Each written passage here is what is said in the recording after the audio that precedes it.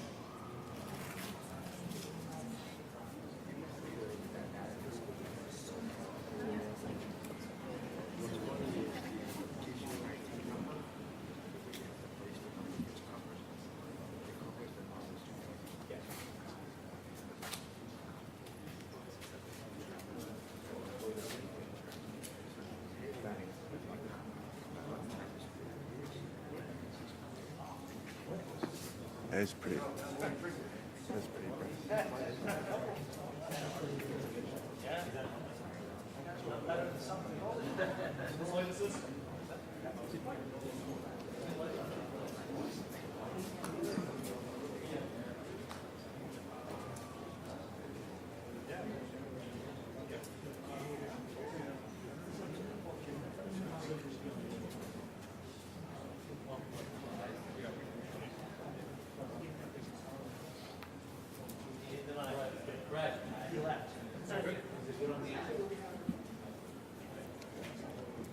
It is kind of bright.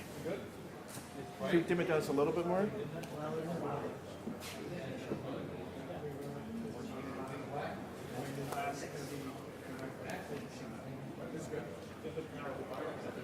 That's fine.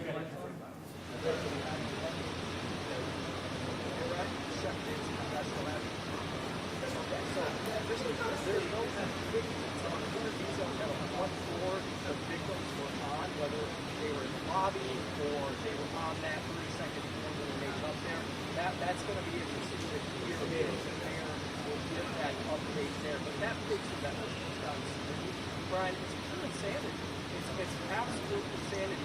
There's really no other way to describe that situation. Somebody walking into midtown Manhattan office in the middle of the evening, still sunlight out, carrying some sort of rifle. People must have almost been in shock if they did see it. Be like, that's not what I saw. Did I just see somebody walking into the office with a rifle? There's no way. Then, right? That must have been the initial reaction from them because that is such a bizarre sight. The craziness of somebody to do that. And I'm glad you brought it up because it's just so eerie and terrifying to see that image and to know what happened next, right, Brian? To know that the moments after that, an NYPD officer fought bravely to protect everybody in that building, working as a security guard. That happened moments, no doubt, after that. As they went in, as he pointed that shooter, as the shooter went in. And so that picture, that moment in time, I think about what moments right after that. And it's absolutely terrifying. He spent an hour inside 345 Park Avenue. It's insanity.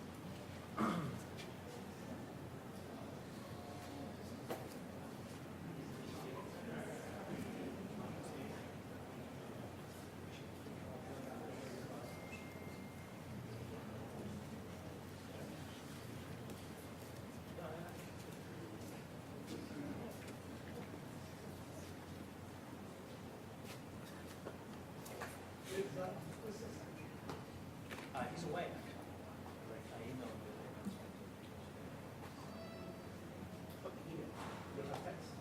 He sent me an email, so I'll go back.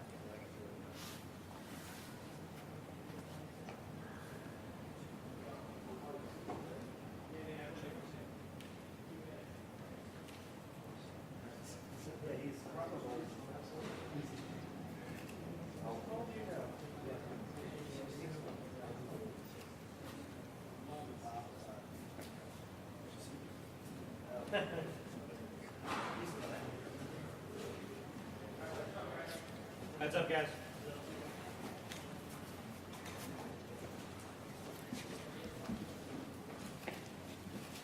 What's your shoulder?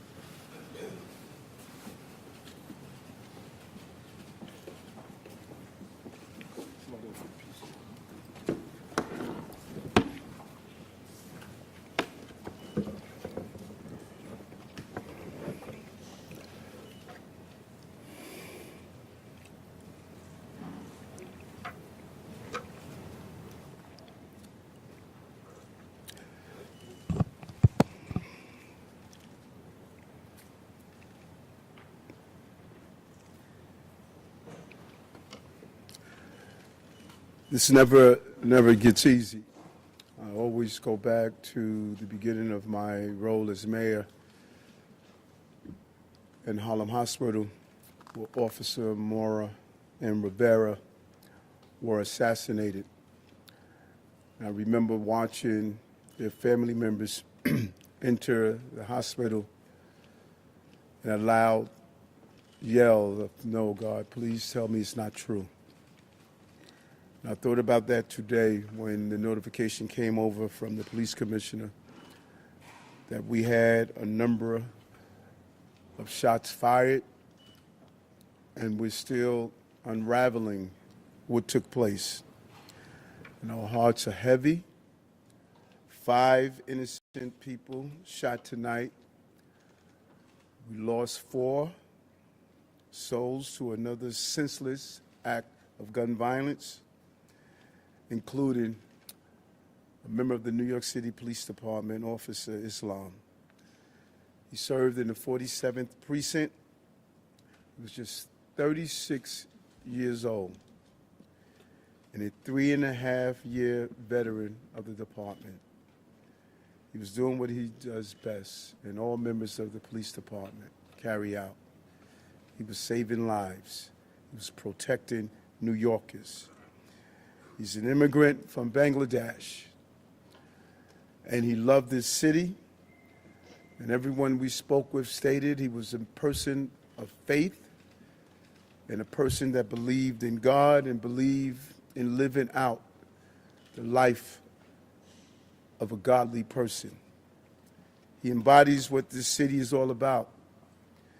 He's a true blue New Yorker, not only in the uniform he wore, but in his spirit and energy of loving this city. And early tonight, I met with the officer's family. I told them that he was a hero, and we admire him for putting his life on the line. This was his dad's only son. I think about Jordan, my child, and it's unimaginable to experience a loss of this magnitude. And 3 other innocent civilians are also dead. 2 males and 1 female, and another male is seriously injured, fighting for his life in critical condition because of the violent, despicable attack. Additionally, the shooter is dead of an apparent self-inflicted gunshot wound. To be clear, 6 total tonight died, 1 including the perpetrator. And I'm sorry, 6 total was shot tonight, 1 including the perpetrator. No words can describe this act of evil, a man who takes the life of others who are innocent. And no words can fill the void that has been left by this tragedy. Our hearts break for the families and friends of the victims. We pray for the swift and safe recovery of the injured. The horrific crime reminds us all how easy it is to gain access to a gun. Gun violence has scarred so many neighbors and ripped apart too many families across this entire country. And we will continue the fight to do all we can to protect our city. But tonight we mourn for those who were killed. And we pray for the families as they go through this painful moment. And as I stated, 5 innocent people were shot. And the perpetrator was shot. We will continue to do what we do as a city, and that's fight to protect innocent New Yorkers. At this time, I'm going to turn it over to the Police Commissioner of the City of New York, Commissioner Tisch. Thank you, sir. The information that I'm about to provide is preliminary and subject to change. At 6:28 p.m., the 911 call center started receiving multiple 911 calls for an active shooter inside of 345 Park Avenue at 52nd Street in Manhattan. What happened next is under an active investigation, and details are still coming in, but here's what we know so far. Surveillance video shows a male exit a double-parked black BMW on Park Avenue between 51st and 52nd Streets, carrying an M4 rifle in his right hand. He walks towards the building's entrance. That individual was seen exiting the BMW alone. The building's security camera footage shows the shooter enter the lobby, turn right, and immediately open fire on an NYPD officer. He then shoots a woman who took cover behind a pillar and proceeds through the lobby, spraying it with gunfire. He makes his way to the elevator bank, where he shoots a security guard who was taking cover behind the security desk. One additional male is shot in the lobby, per his own statement from the hospital. The shooter then calls the elevator, which opens in the lobby. A female exits that elevator, and he allows her to walk past him unharmed. He goes up to the 33rd floor, which is route and management, and begins to walk the floor, firing rounds as he traveled. One person was struck and killed on that floor. He then proceeds down a hallway and shoots himself in the chest. In total, we have 5 victims shot, our officer and 4 other innocent civilians, plus the shooter. The shooter is believed to be Shane Tamora, a 27-year-old male with a Las Vegas address. The vehicle he exited is registered in Nevada to Mr. Tamora. Inside of that vehicle, officers found a rifle case with rounds, a loaded revolver, ammunition, and magazines, a backpack, and medication prescribed to Mr. Tamora. The vehicle was searched by our bomb squad and found to be clear of any explosives. The initial investigation shows that Mr. Tamora's vehicle traveled cross-country through Colorado on July 26th, then Nebraska and Iowa on July 27th, and then in Columbia, New Jersey, as recently as 4:24 p.m. today. The vehicle entered New York City shortly thereafter. According to our law enforcement partners in Las Vegas, Mr. Tamora has a documented mental health history. His motives are still under investigation, and we are working to understand why he targeted this particular location. 345 Park Avenue is a commercial office building whose tenants include the NFL, Root and Management, KPMG, and Blackstone. At this time, 4 of the 5 victims are deceased, including our NYPD cop. Our officer was transported here to New York Presbyterian along with 1 male civilian, the lone shooting survivor, who is in critical but stable condition at this time.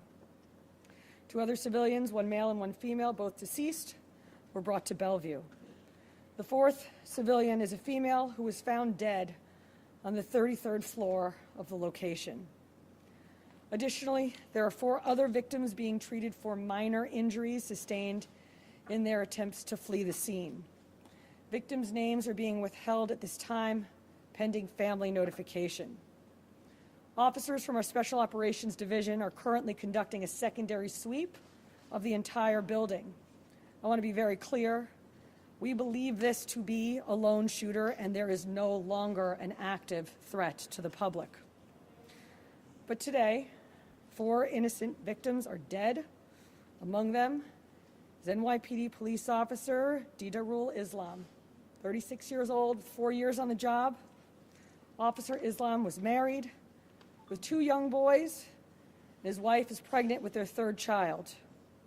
He's assigned to the 4-7 precinct in the Bronx. He was doing the job that we asked him to do. He put himself in harm's way. He made the ultimate sacrifice, shot in cold blood, wearing a uniform that stood for the promise that he made to this city. He died as he lived, a hero. I want to extend my profound sympathies to all of the victims and their families, and to the brave NYPD cops who today lost a brother. There are still many questions that we have to answer, and we will answer them. But for now, our city is in mourning for the innocent lives lost. May their memories be a blessing. Pat.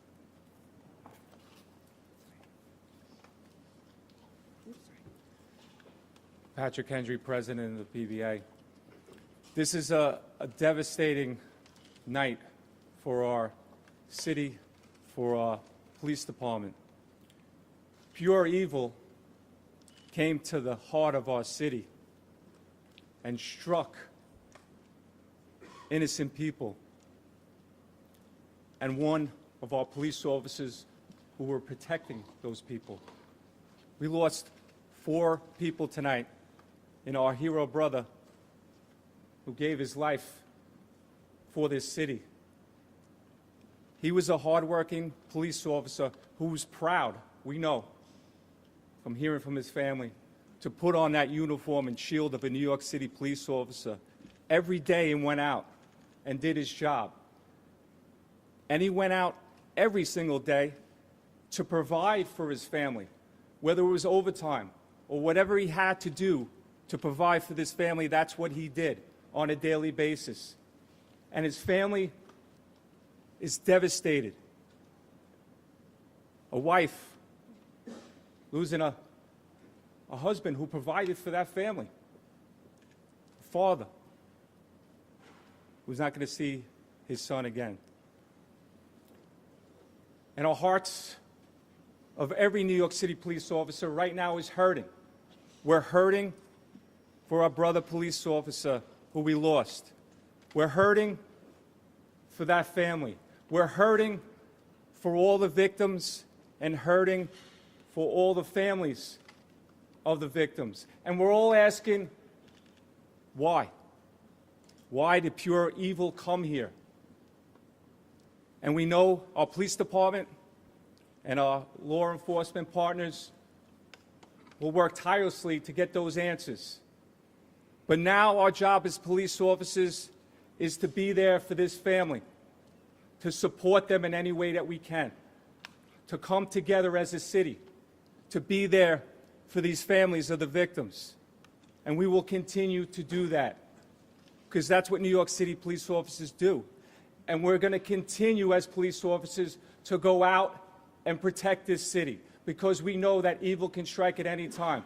But police officers are willing to risk their lives to protect everyone in this room and protect everyone in this city. So we ask all New Yorkers to pray for our police officers' family, to pray for all the victims and their families. And we need to stand united going forward. We thank you for covering this story. We are also joined by our federal partners from the ATF and the FBI. I want to give an opportunity to our partner in the FBI, a special agent in charge of the New York City Fields Office, Chris Rea. Thank you, Mayor. First off, on behalf of all the men and women of the FBI, I'd like to extend my deepest condolences to the victims of this senseless tragedy. And also personally, I want to extend my condolences to the police commissioner. And just please know, ma'am and Mr. Mayor, that you have the full force of FBI New York and the full force of FBI to get to the bottom of the answers. Upon learning of the incident this evening, FBI agents immediately deployed to the scene to assist our NYPD partners. While this remains an NYPD investigation, the FBI's New York office stands ready to provide any and all resources to assist our partners. Initial checks of our internal systems have not revealed any information about the subject, but when and if more information becomes available, we will share what we can, when we can, with the public. Thank you. Okay, we're going to do some on-topic questions, folks. Start with CNN, please. Just a quick question about the police officer. When he was standing in the lobby, did he have a chance to fire his weapon at the shooter, or was he completely ambushed? And also, when the shooter got to the floor, approximately how many people were on that floor, and what were they doing? All of this information is under active investigation. Videos are being reviewed. And as this investigation continues to unfold, we'll be able to answer those questions. But right now, it's an active investigation. Miles Bloomberg. Commissioner, if you could just talk about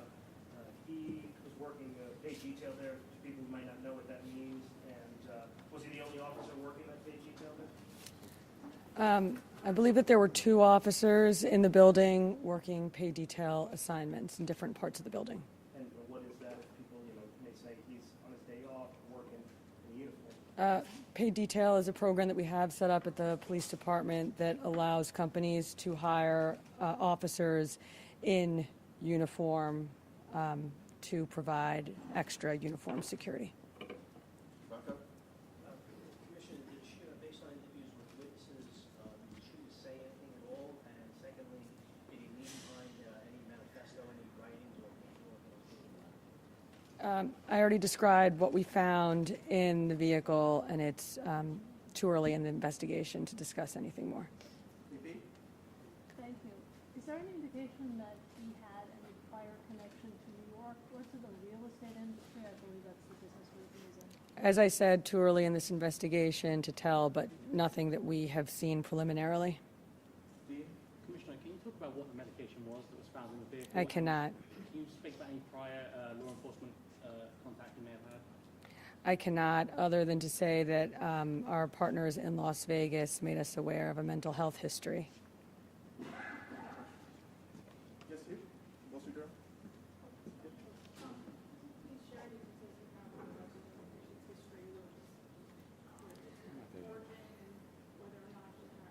Just what I said already. It was an M4 rifle, and we also found a revolver in the vehicle with ammunition and magazines.